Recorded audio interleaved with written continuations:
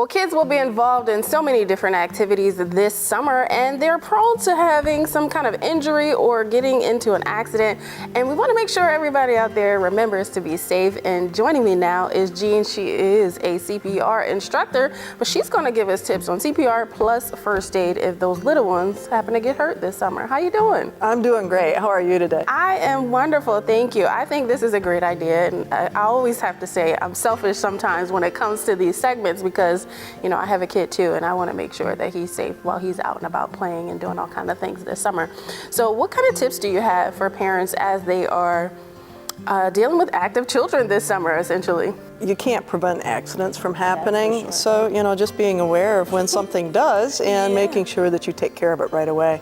You know, bumps and bruises and scrapes, they're going to happen along the way. That's the way it goes. But sometimes a slightly more serious injury might need a little bit more attention. Let's walk through a little bit of a lesson in CPR. You have a baby here, and then you have an adult. And you were saying that children are essentially, CPR is performed similar to as an adult, correct? Correct. Okay, well, walk us through it. All right.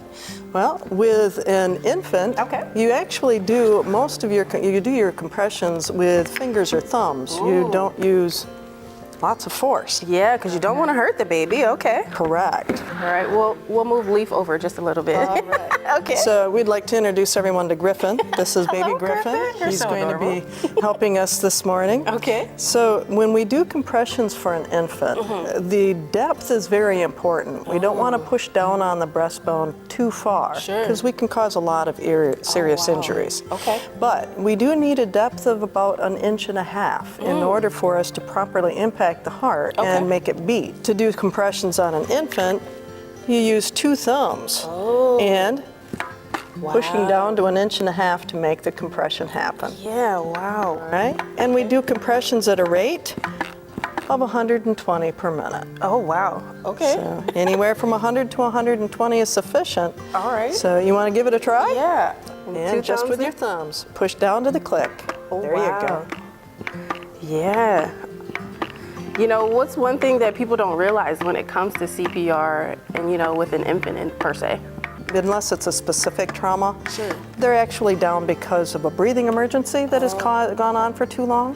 And so sometimes a little bit of CPR is going to be all it's going to take. Oh, that's awesome. A couple of rescue breaths and some compressions, and we're back again. Wow. Doesn't always work that easy. Yeah, I'm sure.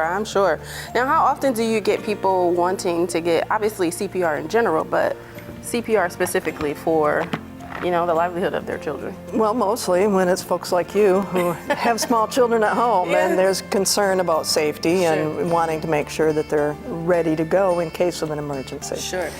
We get a lot of teenagers who are looking into babysitting who get CPR trained so that they can be prepared in the case of emergency while they're caring for someone else's child. That's very important.